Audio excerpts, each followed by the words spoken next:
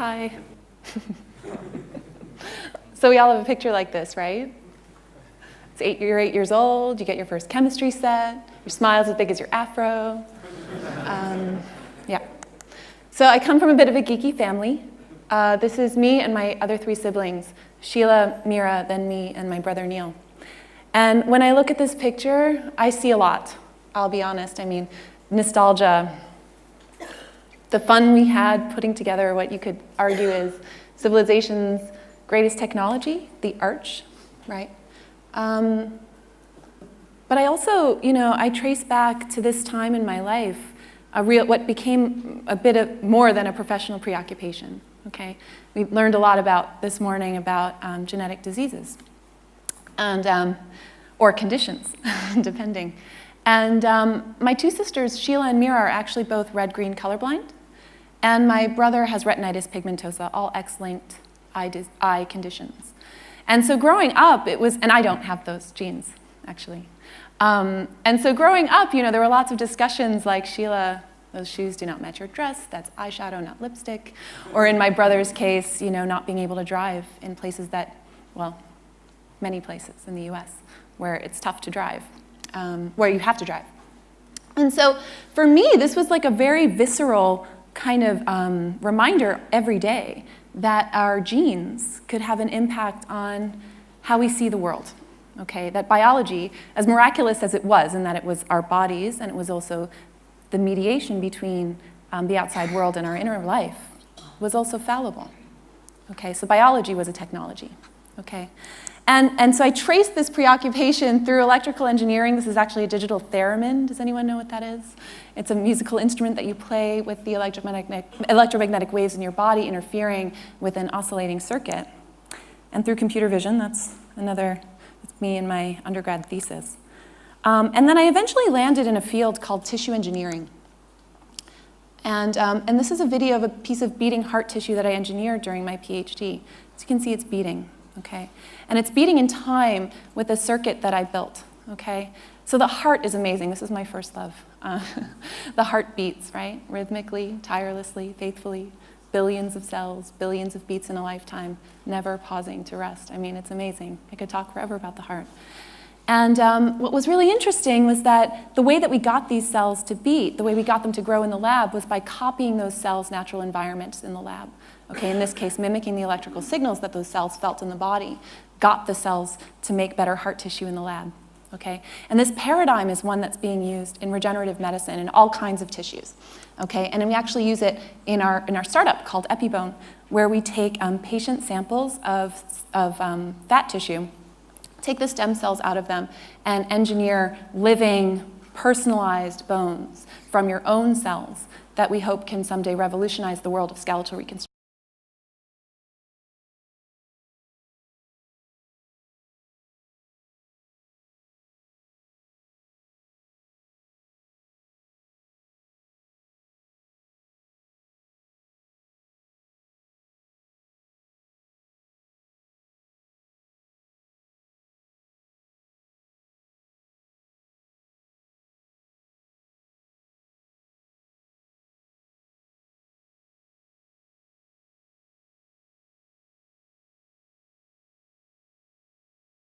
Broken, leave it alone.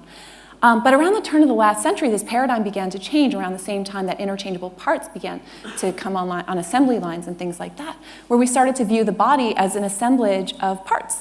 So if something was broken, you could either get a part from a donor or engineer one in the lab, with an artificial heart, let's say, or a heart from a donor. But we kind of drill down one level deeper to thinking about the body as a sum of parts. Okay. But what we're coming onto the cusp of now is really a revolution in which we're starting to drill down one level deeper to the level of the cells and view our bodies instead of a sum of parts, instead as maybe a renewable resource of cells that can be used to rejuvenate the body. Okay, and I call that body 3.0. And this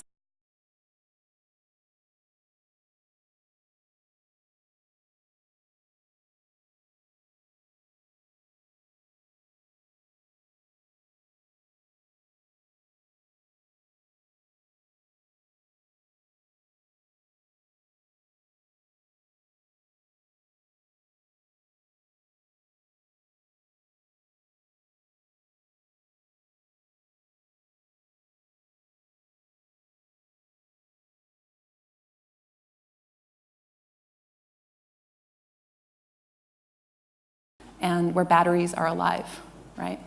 And some of you are nodding, right? Because we actually already live in this world.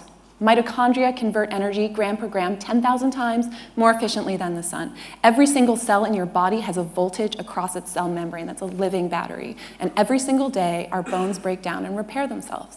Biology is so robust. And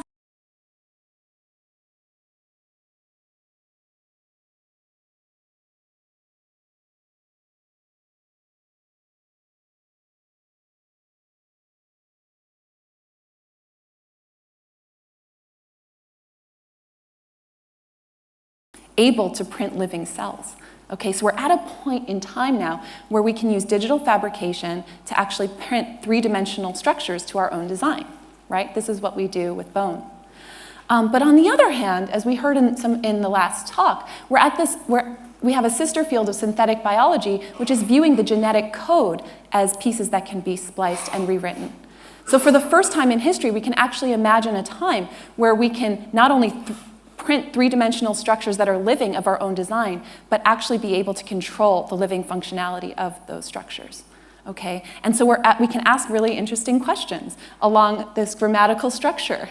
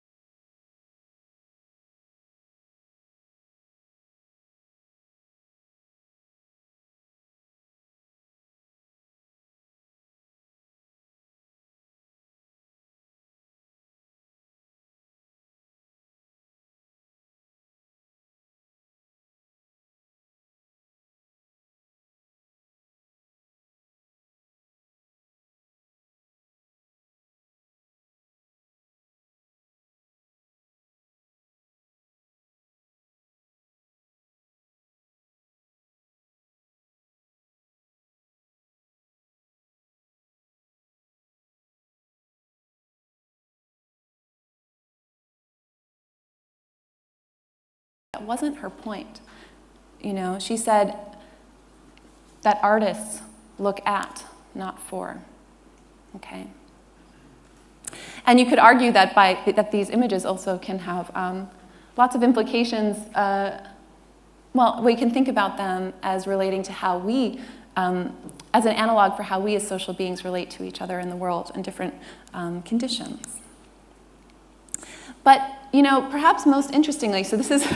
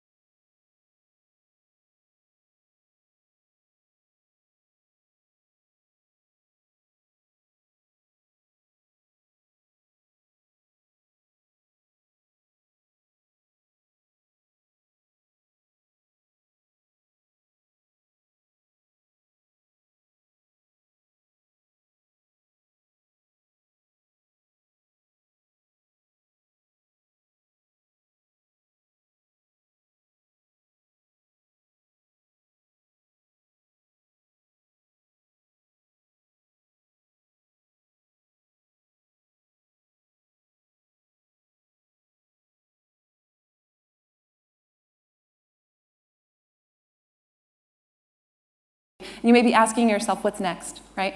And I can imagine a few things, like maybe Ingmar Rydell-Cruz's joysticks controlling Suzanne Lee's bacteria to make living looms, perhaps. Or maybe EpiBone will be making the bones in modern Meadows T-bone steaks, right? Who knows? But I think it's also really interesting and maybe more important for us to ask, not what can we do, but what should we be doing? Right? And certain questions come to mind, right? Like 1, are we playing God? This comes up a lot.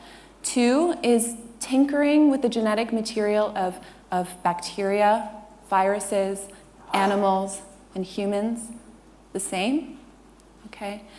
And is tinkering for the sake of research, or for the sake of education, or for the sake of entertainment the same?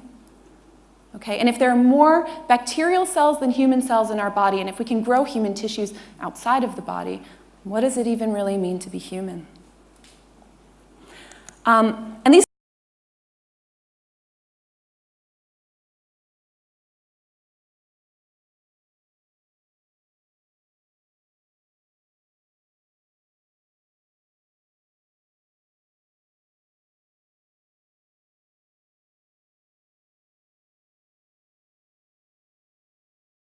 with genetic engineering and personalized treatments. And we got through that. But we can't outsource these bioethics debates. And we can't leave these debates to politicians, regulators, and bioethicists alone. So what I would argue is that I think we need to have more people getting their hands dirty with biology. Okay? Well, keep everything sterile, right? And so I can't resist showing you, this is a picture. These are 3 architecture students, Steve, Aaron, and Eliza. And they were architecture students that I trained in cell culture. They'd had no experience in cell culture. And they were growing pieces of living skin and tattooing them with green cells, so transfected cells, as an experiment in media, living media. If you're printing cells and they don't stay where you print them, that's interesting, right? And so this experimentation with living media, and those are some of the patches that they grew. And the discussions that came out of this project were so interesting because it wasn't just biologists and it wasn't just architects, and we'd all had shared experiences of growing these cells that we could draw from. And so, my argument, and this is strawberry DNA. This is a high school girl holding DNA. This is strawberry DNA, right? And my argument is that once you see DNA and hold it in your hands, and it's really easy to do. Anyone who wants to know, we can get some groceries and isolate DNA from strawberries in the break if you want. Once you see DNA and hold it in your hands, like bioethics debates and crime scene shows and all of that stuff, it's never the same. Our genetic code looks like boogers.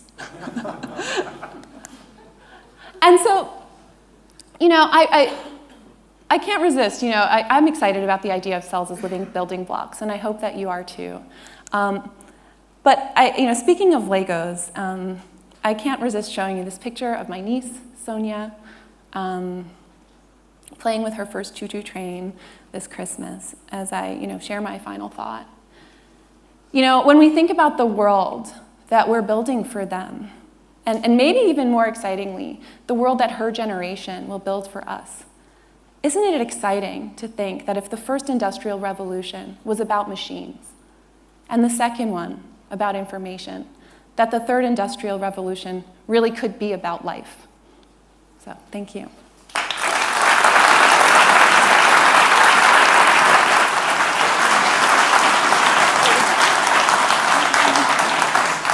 Okay, it's going to take us a while to digest all these ideas. Let me ask you about growing bone in a lab. Mm-hmm. How long does it take? How big does the bone get? What can you do with it? Well, it takes about 3 weeks as of now. We can grow them pretty much any size. We're only limited by the size of the starting material for the scaffolding. So if you're using 3D printers to print that scaffolding material, you can imagine getting as big as you want. We're using decellularized bovine bone as our starting material, so we're limited by the size of bone that are within cows. But we can make them any shape that we want. And we can use them, we haven't used them in people yet. We're hoping to do first in human in 2016. And we're hoping to help people who've had cancer and need bone resected, trauma and congenital defects and so on. But for the first time, we were able to grow cartilage, a layer of cartilage on top of the bone. So we're really hoping that we can start to do these composite grafts that can help people with osteoarthritis and ligament surgeries and sports medicine and all kinds of things. And the body won't reject it? It's made from the patient's own cells. So there's no reason why the body would reject it. It sees it as its own. Wow. Thank you, Nina Tandon. Thank you.